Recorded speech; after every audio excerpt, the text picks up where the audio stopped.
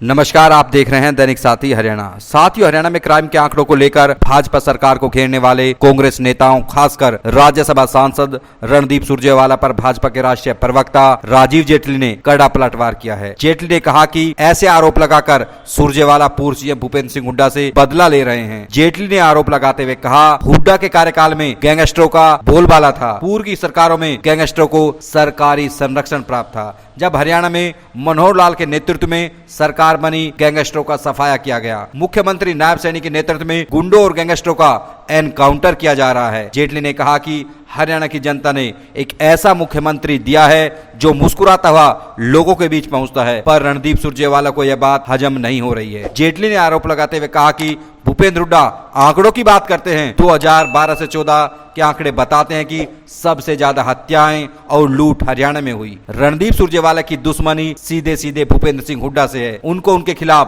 Press note जारी करना चाहिए। जेटली ने कहा कि ये नेता हरियाणा सरकार को लेकर जनता को गुमराह करना बंद करे और लोगों के बीच जाकर पूछे कि सरकार किस तरह से लोगों के बीच पहुंच रही है।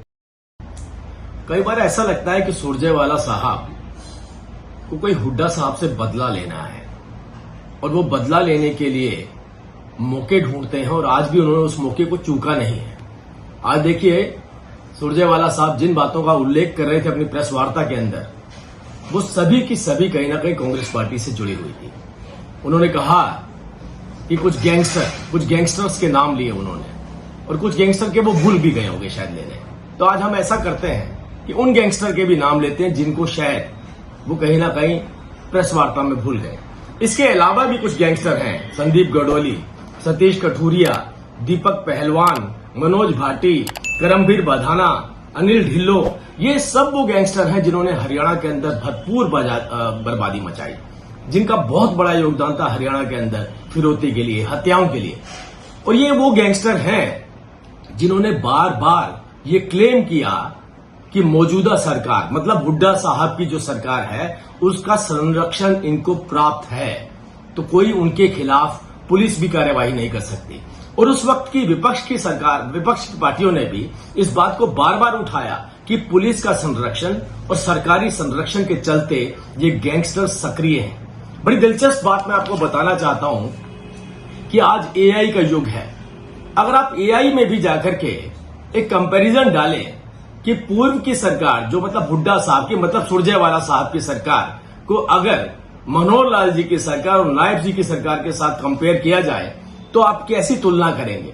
तो आप विश्वास कीजिए, मैं आपको चुनौती देता हूं, आप जाकर के देखिएगा। उसमें साफ लिखा है कि पूर्व की सरकार के अंदर गैंगस्टर हरियाणा के अंदर सरकारी संरक्षण प्राप्त थे, लेकिन जब मनोहर लाल जी की सरकार आई, उसके बाद हमने एसटीएफ लगाया, यूएपीए लगाया, गैंगस्टरों का सफाया किया। मनोहर लाल जी के बाद नायब जी ने इस कदम को आगे बढ़ाते हुए आपने खुद देखा किस तरीके से गुंडों का सफाया करना शुरू कर दिया। आज एनकाउंटर किए जा रहे हैं। तो इस बात से एक बात तो साफ हो जाती है कि सुरजेवाला साहब उस सरकार पर उंगली नहीं उठा रहे हैं, नायब सरकार पर उंगली नहीं उठा रहे हैं जिस सरकार ने अपनी शपथ से पहले नौकरी देने का वायदा पूरा किया। ये उस सरकार पर उंगली नहीं उठा रहे हैं जिस सरकार ने सभी फसलों के ऊपर एमएसपी देने का काम करके दिखाया। ये उस सरकार पर उंगली नहीं उठा रहे हैं जिस सरकार के अंदर विद्यार्थी सोचते हैं कि अब मेरा भविष्य और उज्जवल होने वाला है। ये उस सरकार पर उंगली नहीं उठा रहे हैं जिस सरकार ने हरियाणा को वो दिया जिसकी कल्पना भी नहीं की जा सकती थी। अरे एक मुस्कुराता हुआ चेहरा, जनता के बीच में रहने वाला चेहरा, एक कड़ा प्रशासक जिसने वो करके दिखाया जिसकी कल्पना हरियाणा में नहीं की जा सकती थी। हरियाणा ऐसा दौर नहीं देखना चाहता जैसा दौर उसने 2005 से लेकर के और 2014 के बीच में देखा। अगर मैं एनसीआरबी के आंकड़ों की भी बात करूं तो आप आज हुड्डा साहब ने कहा एनसीआरबी के आंकड़े, अरे भाई 2012 से लेकर 14 में तो केवल 2 सालों की बात कर रहा हूं, 12 से 15% बढ़ोतरी हुई। किसके अंदर? हत्याओं के अंदर, लूट के अंदर। लेकिन जिनके साथ लूट की जाती थी, हत्या की जाती थी, उनके तो केस भी दर्ज नहीं होते थे। हाँ, हमने कहा कि कमजोर से कमजोर आदमी भी आकर के थाने में अपनी रिपोर्ट दर्ज करवा सकता है। हम किसी भी गैंगस्टर को बख्शेंगे नहीं। जिस तरीके से इनकी सरकार के अंदर संरक्षण दिया जाता था फिरौती के लिए, संरक्षण दिया जाता था हत्याओं के लिए, और संरक्षण दिया जाता था अपने राजनीतिक सर्वाइवल के लिए, आज वो दौर जा चुका है।